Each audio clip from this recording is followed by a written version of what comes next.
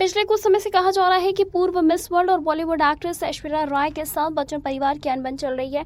साथ ही कई रिपोर्ट्स में दावा किया गया है कि ऐश्वर्या राय बच्चन परिवार से अलग रहती है और पति अभिषेक बच्चन के साथ उनके रिश्ते में खटास आ चुकी है।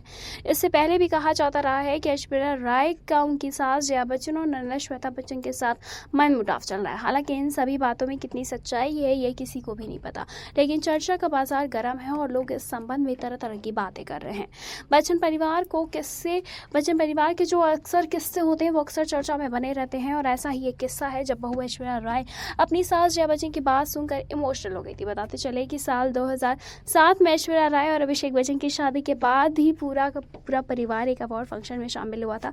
इस फंक्शन में जया बच्चन ने स्टेज पर अपनी नई बहू ऐश्वर्या राय की जमकर तारीफें की थी। जया बच्चन ने स्टेज पर कहा था कि उनके परिवार में एक प्यारी सी लड़की की एंट्री हुई है। उन्होंने कहा था कि इस लड़की की स्माइल भी बहुत ज़्यादा प्यारी है। सास जया बच्चन ने सबके सामने बहू की जमकर तारीफें की थी और जिसे सुनने के बाद ऐश्वर्या राय इमोशनल हो गई थी।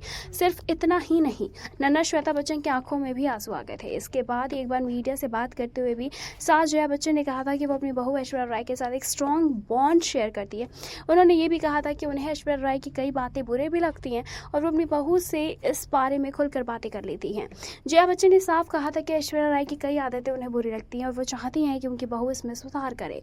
इसके अलावा अभिषेक ऐश्वर्या की शादी कुछ साल बीत जाने के बाद ही सास जया बच्चन ने कैमरे के सामने बहू को लेकर कई बात भी की थी और कई बार उन्होंने बात करना काफ़ी कम कर दिया था।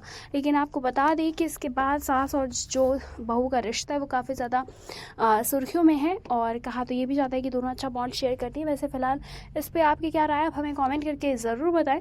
ऐसी तमाम लेटेस्ट खबरों को जानने के लिए जुड़े रहें हमारे साथ और देखते रहें नेक्स्ट ऑन लाइव।